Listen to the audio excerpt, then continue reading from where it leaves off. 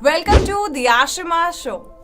दोस्तों, मैंने पिछली वीडियो में कोरोना वायरस की 5 स्टेजेस की बात की थी और साथ ही ये भी बताया था कि इसके फैलने के पैटर्न को समझना जरूरी है, क्योंकि फ्रांस के पहले केस से 5वें हफ्ते तक केवल 57 ही मामले थे और फिर स्टेज 3 यानी कि 8वें हफ्ते तक आते आते ये आंकड़ा 6500 से ज्यादा हो गया। इसी तरह इटली में स्टेज 2 तक बस 650 केसेस ही थे, लेकिन फिर 8वें हफ्ते तक आते आते ये संख्या 28,000 से ज्यादा हो गई और अब 2200 के करीब मौतें हो चुकी हैं। भारत में सिचुएशन अभी कंट्रोल में है, 147 ही मामले आए हैं, पर 8वां हफ्ता आने वाला है। क्या भारत में भी कोरोना से पीड़ित लोगों की संख्या एक्सपोनेंशियली बढ़ने लगेगी? ऐसा क्या हो जाता है 8वां हफ्ता आते आते कि मामले एकदम से बढ़ जाते हैं? और दुनिया के डेवलप्ड और समृद्ध देश कोरोना से लड़ने के लिए कैसे लेटेस्ट टेक्नोलॉजी जो हम सोच भी नहीं सकते उसका इस्तेमाल करते हुए कोरोना से लड़ रहे हैं, बताऊंगी इस वीडियो के एंड तक। एक रिक्वेस्ट, आप मेरी वीडियोस रेगुलर देखते हैं, आपको अच्छी भी लगती हैं, फिर आप सब्सक्राइब क्यों नहीं करते? कर लीजिए ना प्लीज सब्सक्राइब। एकदम से इतने केसेस बढ़ने का सबसे बड़ा रीजन है कम्युनिटी स्प्रेड, जब संक्रमण एक से दूसरे और दूसरे से तीसरे में फैलने लग जाता है। इसी को देखते हुए कई राज्यों में धारा 144 लगाई हुई है और पूरे देश में 50 से ज्यादा लोगों को इकट्ठा होने की अनुमति नहीं है। मुंबई की लाइफलाइन कही जाने वाली लोकल ट्रेन और कई जगहों पे मेट्रो भी बंद करने पे सरकार विचार कर रही है। चलो बात करते हैं उन आधुनिक तरीकों की जिनका इस्तेमाल कोरोना वायरस के संक्रमण को कम करने के लिए दुनिया भर में किया गया था या फिर किया जा रहा है। सबसे पहले बात करते हैं कुछ देशों में हो रही ड्राइव थ्रू टेस्टिंग के बारे में। बहुत से देशों में लोग गाड़ी में बैठे बैठे रेस्टोरेंट्स या फिर शॉप्स की विंडो से अपना ऑर्डर प्लेस करते हैं। उस विंडो से ही सामान दिया जाता है और वहां से ही पेमेंट होती है।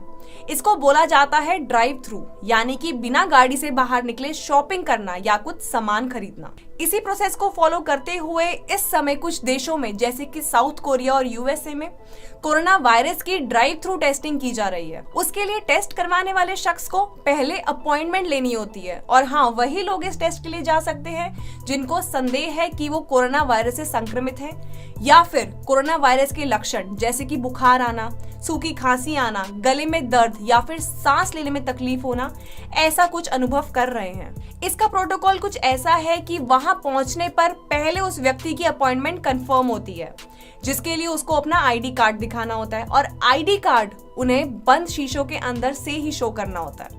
अपॉइंटमेंट कंफर्म होने के बाद मेडिकल स्टाफ सभी एहतियात को बरतते हुए जैसे कि protective medical gown, hair net, gloves और प्लास्टिक शील्डेड फेस मास्क से उस शख्स का टेस्ट करते हैं। यहाँ लक्ष्य यही है कि ज्यादा से ज्यादा लोगों का स्वैब टेस्ट और ब्लड टेस्ट हो जाए बिना उनकी गाड़ी से बाहर निकले। अमेरिका के प्रेसिडेंट डोनाल्ड ट्रंप यही चाहते हैं कि अगर प्रोसेस में मैक्सिमम फ्लेक्सिबिलिटी लाने से कोरोना वायरस को काबू करने में सहायता मिलती है तो क्यों ना किया जाए। अब बात करते हैं कि क्या कोविड-19 की टेस्टिंग को प्राइवेटाइज करना फायदेमंद है। तेजी से फैल रहे इस वायरस से निपटने के लिए अमेरिका की सरकार ने एक और नया कदम उठाया। प्रेस कॉन्फ्रेंस में घोषणा करी कि प्राइवेट सेक्टर की लैब्स के साथ पार्टनरशिप करके कोरोना वायरस की टेस्टिंग की कैपेसिटी को बढ़ाया जा सकता है। इसके पीछे का लक्ष्य यही सुनिश्चित करना है कि जिन लोगों को टेस्ट की आवश्यकता है वे इस टेस्ट को जल्दी, सुरक्षित तरीके से और आसानी से करवा पाए।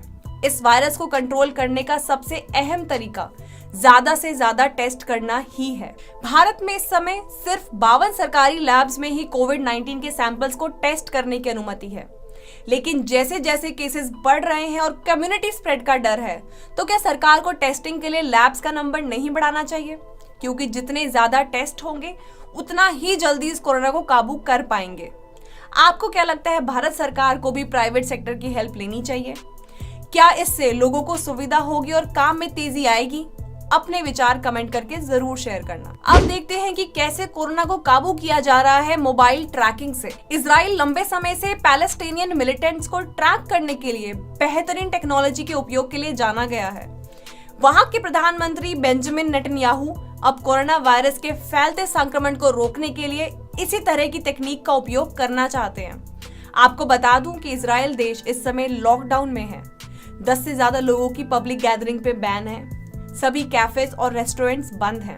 इस प्लान में इस्तेमाल होगी मोबाइल फोन ट्रैकिंग टेक्नोलॉजी, जिसमें पिछले 30 दिनों की प्रिसाइज हिस्ट्री मिल पाएगी, कोरोना वायरस से संक्रमित व्यक्ति की।